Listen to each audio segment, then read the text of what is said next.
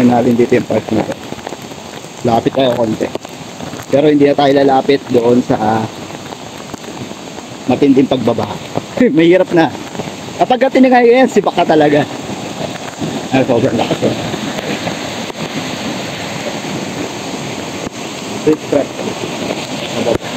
Lakas yan. Pag tinangay ka talaga, lower nga. At sa lahat ng mga subscribers, siyempre sa mga followers natin na mag-vlog tayo ngayon about sa pag-view rito sa San Jose del Monte City. Ipapakita ko sa inyo din yung part din ng kung saan yung madalas na binabaha. Papakita ko sa inyo. At mag-iingat ang lahat ngayong buwan dahil marami pang parating na mga pangyayari. At dito tayo magsisimula. Ito yung part na kung saan pababa. Papunta dun sa part na madalas na binabaha. Kaya papakita ko lang sa inyo daan. Tapos ilang seconds lang din naman to para hindi gaano mahaba. At mas maganda i-highlights natin din sa part ng mga binaba. Dito sa ano yan City of San Jose del Monte, Bulacan. Kaya medyo malakas pa rin talaga yung ulan. Dito na lang tayo, mag-highway na lang tayo. Napansin nyo, makikita nyo medyo pababa na rito, no? Pababa yung lugar na yan. Hanggang papunta doon sa part na kung saan madalas binabaha. Part, malapit na tayo, is Block 13, Block 16 yung pupunta natin. Pababa na yung area na to. Kaya kung mapapansin ninyo, seconds lang yung ating sa daanan natin yung pag-vlog natin. Papunta doon sa Block 69. Ayun, kalusong yan. Then, shortcut na lang tayo rito. Para medyo mas mabilis-bilis yung ating pupuntahan. Tingnan natin kung gaano kataas yung pinakabaha talaga. Lapit na yan. At syempre, balot na balot tayo. Mahirap magkasakit. At gamit natin yung ating waterproof na pouch para sa pagbablog. Lapit tayo. Ito yung part ng 69. Pansinin nyo, yung pinaka-lower yung mataas yun. Yan, mataas yung area na yun. Then yung part niyan, yung bababa tayo. At dito, ilalong full video na natin yung ating cover ng super bagyong Karina. Dito natin makikita kung gaano kataas yung tubig dito. Interest kasi ito binaba talaga itong area nito kapag ganitong kahit na hindi panahon ng tag-ulan, kapag sobrang lakas ng ulan, yung biglang bagsak. Sobre dito tayo pababa. Pero mas tayo ikot na lang ako sapin. Kita ninyo, no? Yung pababa rito. Sobra talaga.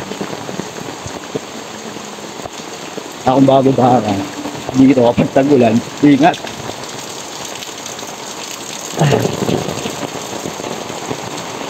Dahil sobrang tarik at kalusong. Siyempre madulas din. Kaya ingat din, mag-iingat tayo. Lalo sa mga nagbablog, mag-iingat po. Ito yung part niya.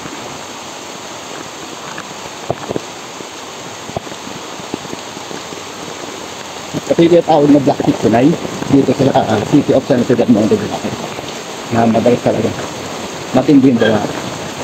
Ganito kababa yung part niya na yung pader yun, tapos sa pa pataas yan taas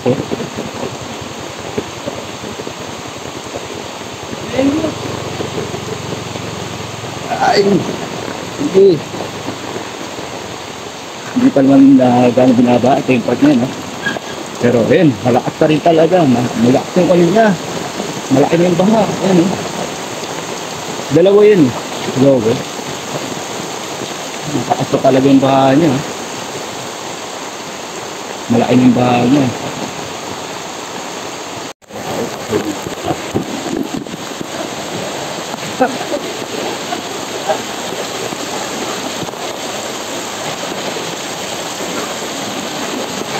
Ito ko doon sa apart na mas madalas talagang binabaha. Balikan mo yun. paakyat. Tingin yung agos ng tubig. Talagang malakas yung baha talaga rito eh. Babagsak talaga yan sa ano. Baba talaga. Sa pinakamababa. Hindi nyo. Ang lakas talaga ng ulan. Tapos magkano din ako. Kahit water repon natin. Sobra talaga yung lakas ng ulan niya. Dito sa shortcut na natin dito. Pakita ko kasi. Kung gaano kalalim yan. Katarik. Kaya ingat. Sa gitna tayo. Hindi tayo gigilid. Dahil pagka nagkamali ng hakbang, sad-sad talaga. Ganyan katarik.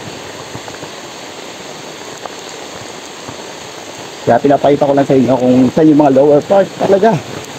Na madalas talagang binaba. Tapos pababa rito. Ito dito. Part na to. Hindi baha rito.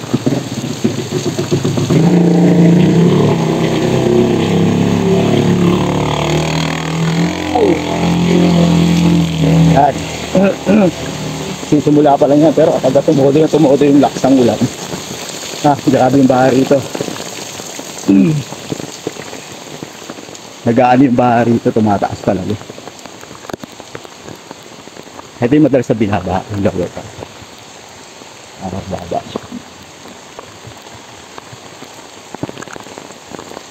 Karugtong pa rin to. Pinakadulo to. Noong part ng ano, noong binaba. Yan. Dahil mga baba. Yan.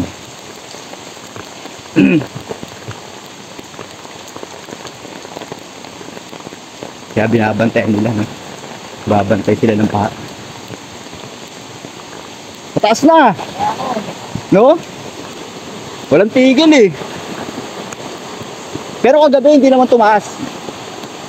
Talagang natural lang, no? Mas matindi yung nakaraan, di ba? Yung nakaraan, yung biglaan yung ulan, di ba? Hindi pa tagulan yun eh. Yung biglang buhos. Kaso 3 oras talaga yun, solid, no? Ito yung mga part na binasa. Yung ganito, wala pa to eh, no? Wag lang talaga magdamag, no? Pero malakas na eh. So, lumabo na yung ating camera at medyo humina at tawa ng Diyos, hindi pa naman talaga siya tumataas yung tubig. Kita natin. Ayan. Kaya pagka ganitong ulan, okay lang at hindi siya tataas yung baha. Hindi siya aapaw talaga. Maapaw daw dito. Nilalagsasan to. Pag yung taas ito.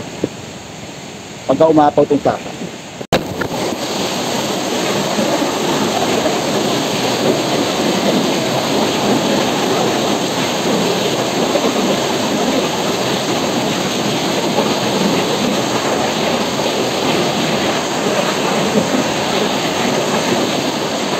Nakit tayo, lulus tayo rito sa Teachers Village, ibang barangay na to. Phase 1 na to. Titignan naman natin yung sapa. Yung nakaraan, umapaw talaga yun. Matindi yung pag-apaw. Yung ganitong ulan, sabi nila, hindi pa gano'n makaka-apekto doon. Pero binabantayan nila yung biglang taas ng tubig. Yun. Sa kalsada, pababa, eto. Dito madalas, dito umapaw to. Mula yata dyan sa may puno sa baba. Tumaas yung ano, tumaas yung tubig. Yun yung nakaraan. Hindi pa nagbabagyo. Tumaas yung tubig niya mula rito. Dito. Kaya sa yun sa baka at yun din baka rito. Yan mula rito. Yan, sa niya. Yan.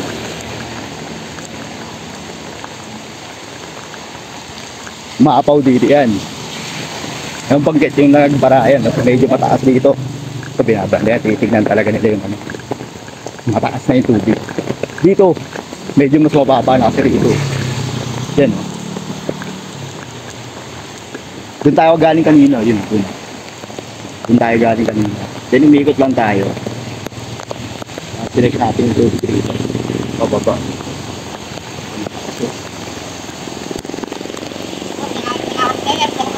Ay, oo. Oo nga, no. Thank you, salamat. Nakahang na ba to? Oo, thank you. Salamat. Yan, oh. Hindi. Pero wala namang ano. Yun, sabi niya nakahang na raw yun. Oo nga, no, nakahang na siya. Delikado yung tiyan nakahang ko. Salamat kay Bossing. At nanawa niya tayo. Binigyan niya tayo ng babala. Reminder. Dito binaya mula rito. Hanggang doon. Ganun kalalim. Sinabot to. May nagmumonitor doon. Minomonitor nila. So ito yung part na delikado ka talaga. Bahal. At syempre, hindi mo wala, di ba? Same pa rin, basketball pa rin. Kahit na bumabagyo. Na-catch basin siya. Yan yung area niya. Kaya kung bakit napalakas. Dito ba dulas dito? Ayan, ang area na yan. Mga malilit na sapa. Dito tayo sa gilid. Mahirap na eh. Medyo mapipili sa sasakyan din. Ayan. Ay, pasambasa na rin tayo. Kaya sa lahat ng pauwi, huwag kakalimutan magdala ng waterproof jacket. At syempre, at mag-iingat din po. Ay, at para sa pambansang Batugan, isang